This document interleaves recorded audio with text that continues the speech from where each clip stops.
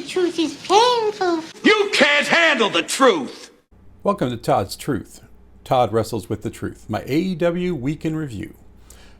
Tonight's review is AEW Dark Elevation, Episode 10. This was a great show from beginning to end. Every match was good in this one. Which is, awesome to see. But yeah, it was, beginning to end, this thing was just great. So yeah, let's get into it, because it was a long episode. First match of the night was Jungle Boy versus Adrian Alanis, with Marco Stunt coming out with Jungle Boy. Every time I see Jungle Boy wrestle, he just keeps getting better and better. And with his finishing move now being the submission move called the snare trap, it's really good. This was a good match for both competitors here. You got to see some good stuff from both of them. But Jungle Boy got the win in this match with the snare trap. Again, this goes back to all of these different AEW wrestlers who not normally known for submission moves.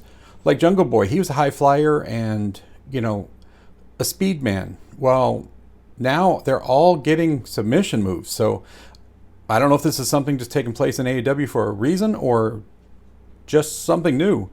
But yeah, you're seeing a lot of AEW wrestlers now suddenly, who never did them before, suddenly whipping out submission moves now as finishing moves. So it's kind of weird, but I like his move. It's a really good move. And he got the win. Next match of the night was Dustin Rhodes versus Aaron Solo with the Factory in his corner.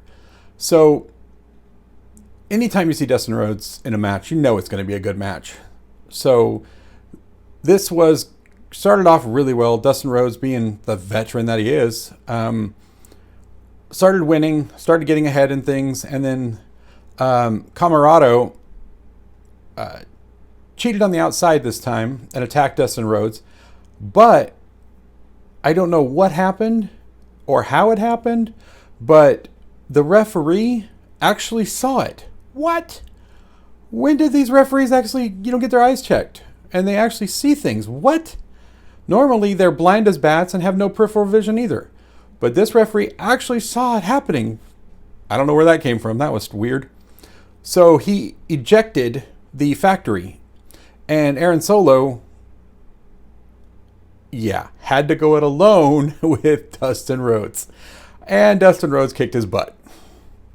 So, So that just proves that most of these guys, QT Marshall included, this Anthony Ogogo is not even a wrestler. He's just barely a rookie. I think he's only had one ridiculous squash match.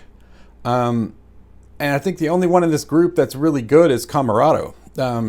Just because he's a big, beefy boy. And man, what a monster. But there's going to be a match set up because Camarado came out after the match and once again attacked Dustin Rhodes with the cowbell. His own cowbell. So I think this is setting up the next feud for this group is going to be Dustin Rhodes and Camarado. But yeah, Dustin Rhodes got the win because Solo didn't have the experience to take him on, and he didn't have the Factory out there cheating for him. So, good match. And this was probably one of the matches of the night, just because it's Jon Moxley and Eddie Kingston. Holy crap. I don't know why anybody would even want to get in the ring with these two. Because, like last week, this week, two poor guys, Danny Limelight, great guy, and Royce Isaacs get in the ring, and they just get destroyed by Moxley and Eddie Kingston. Most of the time, like last week, the bell didn't even ring, and they attacked the opponents and had them destroyed a minute after the bell rang because they just attacked them head on. This was pretty much the same thing, but there was some funny stuff in this where Kingston was doing some stuff kind of dirty, and Moxley was like, "Hey, what are you doing?" And they're yelling at each other. He's like, "What? Do you think you can do better?" So Kingston went over and tagged in Moxley and goes, "Oh yeah." And he points at the ring, and he's nonchalant pointing at the ring. And he goes, "Yeah, show me you can do better." So I don't know. They were arguing with each other about funny things. I was laughing through parts of the match because the way that they were just yelling at each other. And But yeah, they destroyed these two poor guys. So that was another great match on this card, because so far this has been one of the best elevations I've seen. And this is episode 10. So yeah, we're in 10 weeks now. So this is a great match. Like I said, Moxley and Eddie Kingston get the win. Now here's another great match, because you've got the Murder Hawk, Lance Archer, who's just, I think they said he was 6'8" or 6'9". He is a monster. He's big, against Bear Bronson, who is one half of Bear Country. So his partner is injured, so he's doing singles matches. But there are times when you can see that Bronson is missing his tag team partner, because he's not as used to singles matches as he is to tag team matches. So there are times that, like, he kind of, you see him go for the corner, like for a tag, and he's like, oh crap, there's nobody there. That's right. Okay. But he's a big guy as well. So, I mean, he's not as tall, but he is big. I mean, wide. And so this was another great match. I mean, and with this beating each other up, I mean, beating the crap out of each other, these two went at each other. But Archer did get the win in this, and to my surprise, and to Jake the Snake's surprise, and to the other commentators, Paul White and Tony Schiavone, Lance Archer was actually able to pick up Bear Bronson over his head and do his finishing move, which is, you hold him up like you're going to do the Razor's Edge kind of move, but he flips them over himself and flips them down on his back. He doesn't launch them. He actually picks him up and curls him and flips him. So yeah, Bear Bronson is a big dude, and he was actually able to do it, which I was surprised, and so was everybody else. But after that, his finishing move, he got the win. Another great match. Then there was a really good interview with Paul White. Paul White has become a really good interviewer, and he is a hilarious commentator. I mean, some of the stuff, he's up there rivaling Taz now as being one of the funniest dudes to listen to on commentary, because he says stuff that's hilarious, stuff about his missing hair, how he misses his hair, how he, these different things. It's so funny. So he did another really great interview, this time with Ryan Nemeth. His gimmick is the Hollywood Hunk, because he's been doing some acting stuff that's really awesome for him. In Hollywood, he's appeared on several TV shows. He was on Jimmy Kimmel. He said he was on Nickelodeon, doing a kids show, and all these different things. And he's been working as a stuntman, and now he's happy to he's happy to be in AEW, because now he has a wrestling place to call home. So before he was just doing wrestling, he was just going all over for whoever wanted to book him. But he was saying how happy he was to be on AEW and have somewhere to actually call home for wrestling. So it was a really good interview, and Paul White has just turned into a really great interviewer. So the next match of the night was Layla Hirsch, who's really good. I love her, because of her dominating amateur background. She gets you on the ground, and she'll keep you there, and if she locks in her finishing move, you're done. It is a great armbar lock-in that she does. But this was Layla Hirsch versus Natalia Markova. Both, which is funny because both of them are originally from Moscow. So I thought that was funny that they were both Russians and both from Moscow. I was like, dang, that's cool. But another great match. Layla Hirsch's ground game is just solid. She got the win in this because she locked in that cross armbar. And once she locks in that armbar, the women, it doesn't take them maybe a minute and they'll tap out. Because if you don't tap out, if she wants to wrench it back, what that armbar can actually do is dislocate your shoulder. So, Layla Hirsch gets another win. Impressive looking victory. The next match of the night, Scorpio Sky and Ethan Page. They have turned into a really good tag team already. And I think this is only their second match because they were on last week. Jalen Braden and Trevano Jordan, I think it's how you said his name. But yeah, they're just good. Scorpio Sky is one of my favorite wrestlers. Once they just took control of this match, they're probably one of the best tag teams now in AEW, which is saying a lot since the AEW tag team ranks are stacked. And so these guys becoming a tag team is just, yeah, it just adds more to that tag team division, showing that AEW, if you're a tag team, AEW is the place to be. And they got the win. Next match of the night was The Bunny versus Kailyn King. Kailyn King's been racking up some pretty good wins lately, and The Bunny, yeah, I love that she's back because I think she's a great wrestler, and just she's too good to just be a little manager at ringside for the Butcher and the Blade. But yeah, having her back wrestling is really awesome, and this was a really good match, except for the interference and everything that was going on again from the outside because of Hardy and his little group. So that's how I think it was Matt Hardy. Actually, the Blade distracted the referee. Matt Hardy handed the Bunny something while she was being held in the corner, and she punched Kailyn King right in the jaw with it, and yeah, dropped her, and she got the win by cheating. She's too good of a wrestler to need this kind of stuff. So, but yeah, she got the official win, but it was by cheating, and I don't understand how the referee didn't see this since Kailyn King couldn't get back up. And there was this thing sitting in the corner that everybody saw, including the announcer saw it, the camera saw it, they pointed right at it, but yet those blind referees didn't even, oh, what's that on the ground? Nope. So, yep, the Bunny got the win. Yeah, this was another good match. I'm still not sold on the Acclaim. Yeah, they're okay. I'm still not sold on them, but this was a really good match, and this showed just how good of wrestlers these two are. They're great wrestlers. I'm just like, meh, on the gimmick and the thing for it. But yeah, the Acclaim got the win here. But yeah, it was a good, again, the wrestling is solid. It's just I'm not sold on their gimmick.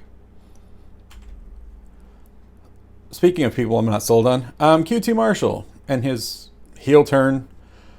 Still not an intimidating guy. I'm like, sorry, there's much more intimidating people. Like Camarado's more intimidating than you. But this was QT Marshall against Baron Black. And of course, QT Marshall can't win a match without, having his cronies outside cheating. So that's again what it was. Camarado attacked Black at one point, and I think Solo did too.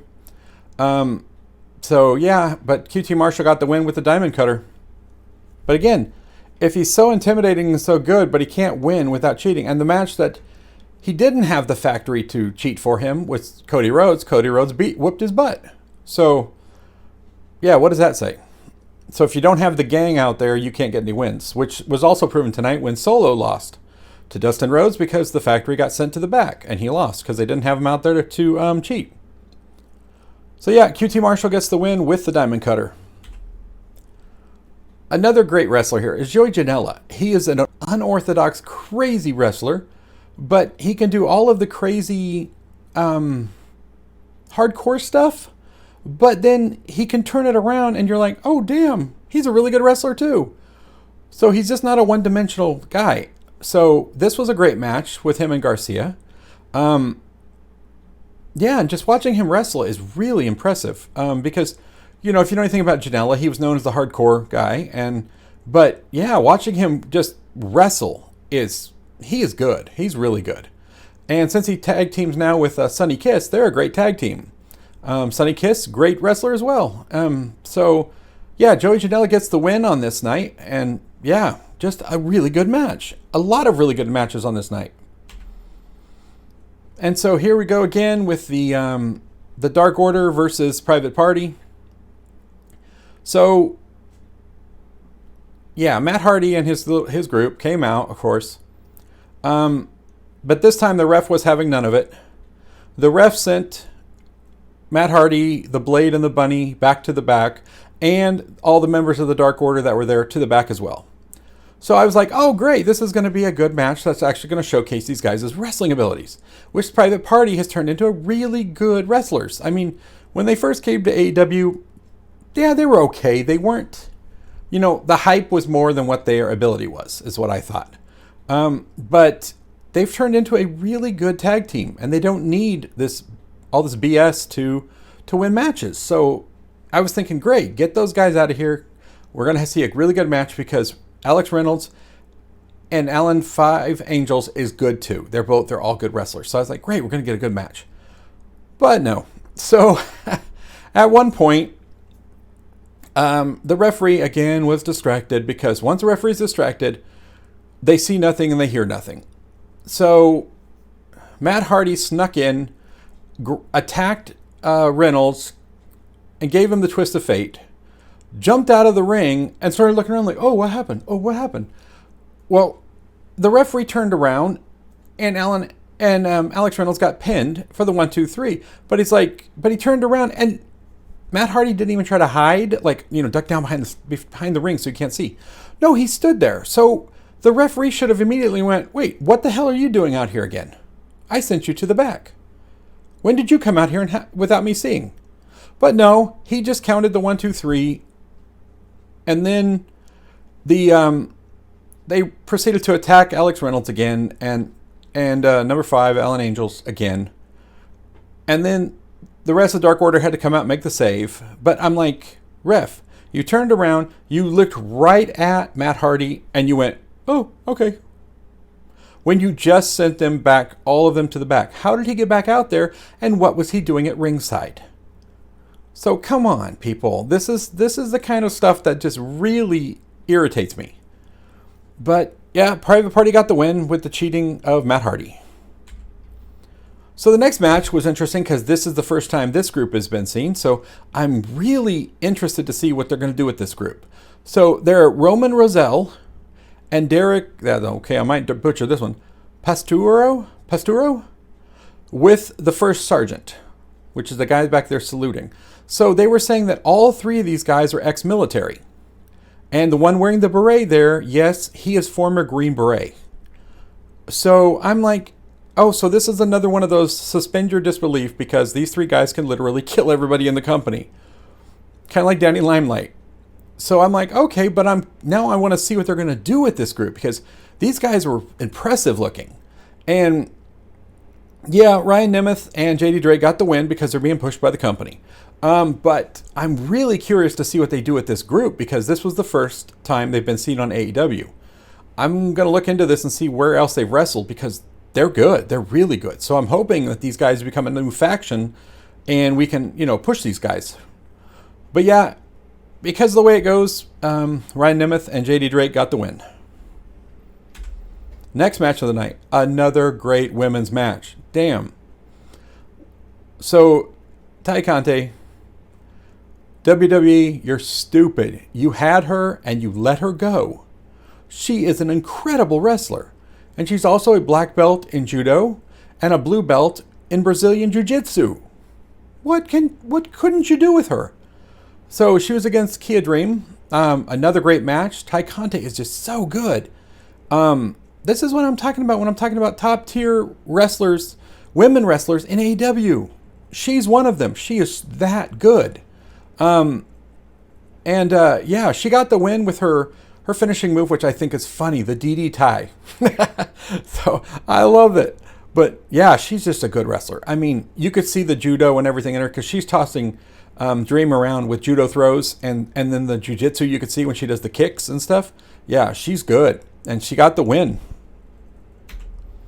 Another great match. Anytime Penta is in a match, even though he acts like a dick, but an asshole guy, he is still a phenomenal wrestler. So, I don't know if this is the first time I've seen this guy, Robo, but he's good too. Really, I mean, they had a great match. Penta is, like his brother Ray Phoenix, they're amazing. I mean, they do moves that is like, how is that humanly possible? How did you do that move? You can't fly, or there's still gravity, right? How do you do that? But it was such a good match, and Penta is amazing. And Penta got the match with his got the win with his package pile driver. And here was another great women's match on the night. Thunder Rosa, she is really good. She's so good. She's wrestled in quite a few other leagues. She's still in, I think, NWA. She was in Lucha Underground, and now she's here. And against Robin Renegade. But yeah, once Thunder Rosa gets going, she's got the experience and the talent. Once she gets going, yeah, there's no stopping this girl. yeah, she got the win again with that new finishing submission move she's got. I don't even know what the name of it is, but it's crazy to look at because you're like, where's that? How are they locked? How is she doing that? It looks like something crazy you would see from like yoga poses, but with two people. So it's like, but yeah, it was good. She got the win with when Renegade tapped out to her finishing move. And this was the last match of the night, and poor Mike Sydal. Who did he tick off in AEW? Because last week the poor guy had to face Powerhouse Hobbs and got destroyed. And then this week he has to face the Machine, Brian Cage. Find out who you pissed off, Mike Sydal, and apologize. Just apologize to everybody until they stop doing this to you. Because Mike Sydal is the younger brother of Matt Sydal. And as good a wrestler as he is, again, he's no match, size-wise or power, for Powerhouse Hobbs last week, who crushed him, or this week, Brian Cage, that just destroyed him. So, like I said, Mike Sydal, find out who you pissed off in AEW, apologize to them, so they don't do this to you again next week. But yeah, Brian Cage just destroyed him. He had some good moves, Mike Sydal, because he's really flexible and he's fast. You know, doing that, he calls himself the yoga master. So, but yeah, he just was not going to win this match against Brian Cage. Like I said, Brian Cage is the Machine. He's a monster. And yeah, Brian Cage got the win after just destroying Mike Sydal with his finishing move, the Drill Claw. Oh no, sorry, he did not do the Drill Claw. He had a new move he called Weapon X. So yeah, he just debuted this new finishing move. So yeah, it was a crazy finishing move. Even the announcers were like, what? They both said, oh, he's going to finish it off with the Drill Claw. And he started to, and then he shifted his body and then did this new finishing move, which Tony Schiavone was saying he calls it the Weapon X. But yeah, crazy finishing move, very effective. And Brian Cage, the Machine, got the win again this week. So if you enjoyed this review of AEW Dark Elevation Episode 10, like, share, and subscribe, and join me in the next review for my AEW Weekend Review, which will be AEW Dark.